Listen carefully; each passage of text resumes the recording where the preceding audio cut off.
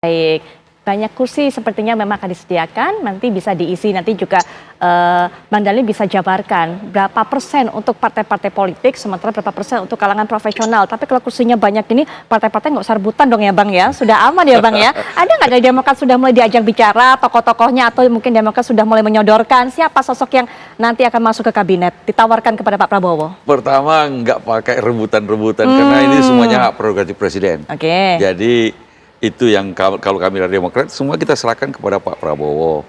Dan mengenai berapa di bidang apa saja kita diminta untuk membantu dan siapa saja orangnya ini nantinya tentu saya sama beliau tergantung dari beliau. Tapi kalau melihat timeline seperti tadi kata Pak Dasko, itu berarti seminggu 2 minggu ke depan inilah mungkin akan segera prosesnya akan berjalan ya, karena memang kami dengar Pak Prabowo ingin begitu dilantik nantinya, mungkin pada hari itu juga pengumuman kabinet, mungkin pada hari itu juga.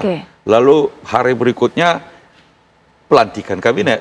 Baik. Lalu hari berikutnya lagi langsung sidang kabinet pertama. Sehingga betul-betul beliau ingin gaspol.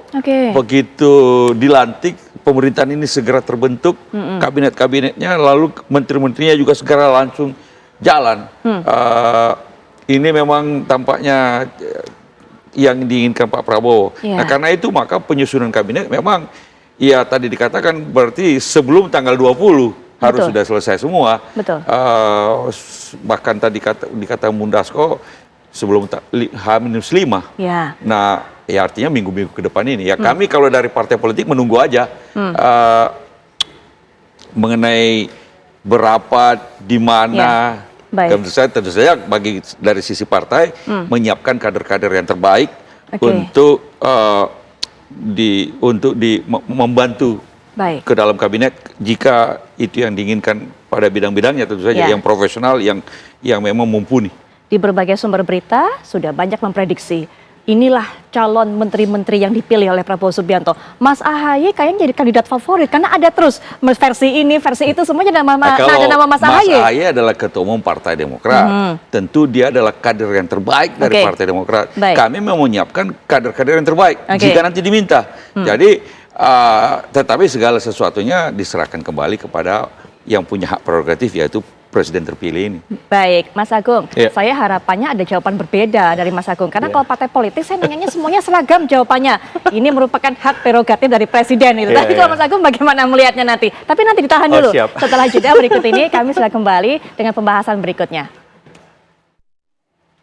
Kita lanjutkan perbincangan. Sebelum kita dengarkan apa pandangan Mas Agung mengenai hal ini, sudah hadir narasumber berikutnya, Mbak Irma Suryani Caniago, yang juga akan memberikan pandangannya kepada kita, termasuk juga bagi-bagi info, kisi-kisi pendekatan dan komunikasi apa yang sudah dilakukan oleh Partai Nasdem dengan Pak Prabowo Subianto. Assalamualaikum warahmatullahi wabarakatuh. Mbak Irma, selamat malam. Baik.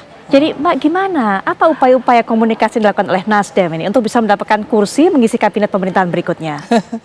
Nasdem kemungkinan besar kita bersepakat untuk tidak mengambil kursi kabinet, tapi mungkin kita akan masuk dalam konstelasi mendukung ya pemerintah dengan cara-cara yang lain. Baik, cara-cara yang lain tanpa kemudian menaruh menteri di sana seperti apa, Mbak Irma? Mendukung pemerintah kan nggak harus naruh menteri, ya kan? Ada banyak cara kita di DPR misalnya. Kita bisa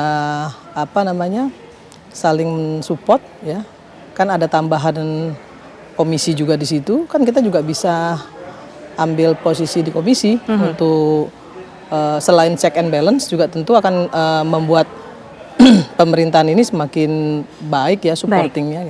Ini sudah disampaikan ke Pak Prabowo atau baru hanya kemudian omongan di kalangan internal partai begitu Mbak? Saya kira sudah ya, karena sejak pertengahan bulan lalu di DPP Pak Surya Paloh sudah menyampaikan bahwa kita nggak ngambil menteri, tidak menyodorkan kader untuk menteri lah. Gitu ya. Dasar pertimbangannya Mbak Irma? Pertimbangannya jelas kok ya, situasi politik hari ini yang kemudian membuat kami memahami ya, ada 2 menteri kami yang kemarin juga mungkin terseret kasus, ya. Dan kemudian Pak Surya Paloh juga berpikir bahwa mendukung penuh Prabowo Gibran itu nggak harus dari dalam kabinet, dari luar kabinet pun kita bisa lakukan. Itu yang pertama. Yang kedua, kita tetap akan melakukan check and balance, ya, untuk melakukan kontrol sistem yang efektif terhadap pemerintah. Jadi kita juga nggak mau pemerintahan ini diganggu, ya, sehingga nanti ke depan perjalanan Prabowo Gibran ini tersendat-sendat lah gitu semua program-program kerjanya.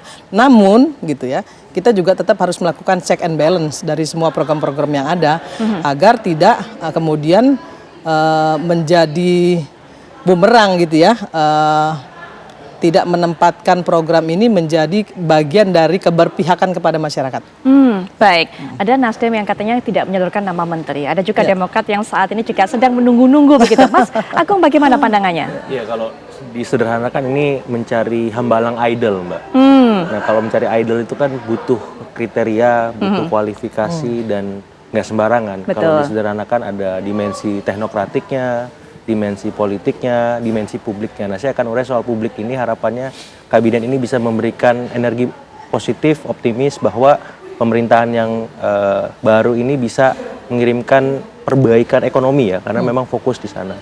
Dan itu sudah terlihat ketika Pak Prabowo punya tim sinkronisasi, kemudian tim ini dilebur ke dalam kabinet sekarang, ya, Wamen Keuangan, Pertanian, Kominfo, bahkan ada beberapa organ baru, ya, Badan Pangan, kemudian ada Kepala Komunikasi Presiden seperti itu. Jadi saya kira ini smooth, bagus, bahkan mungkin pertama kali dalam sejarah transisi kita sangat mulus sekali seperti itu. Dan ini harus ada klimaksnya.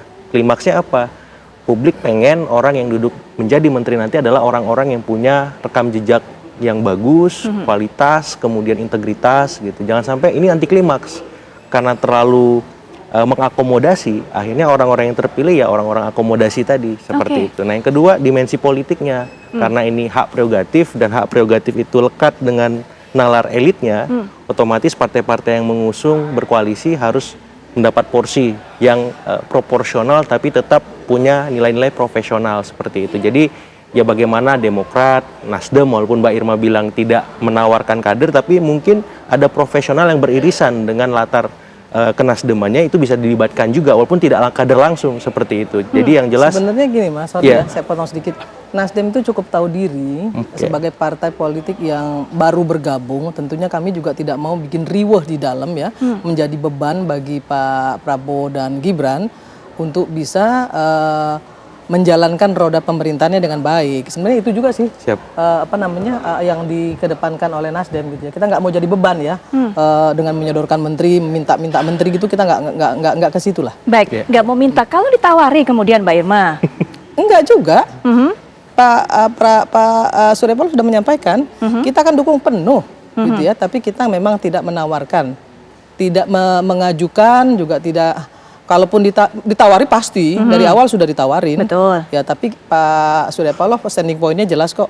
Kita nggak mau membebani, ya, pemerintahan ini ke depan karena kita juga tahu diri partai kita kan baru masuk nih. Tadinya kan kita nggak di sana gitu ya. Jadi kita cukup tahu diri lah, ya, untuk menempatkan diri kita sebagai pendukung yang memang harus memperlihatkan dulu prestasinya untuk mendukung pemerintahan Pak Prabowo Gibran ini gitu. Baik,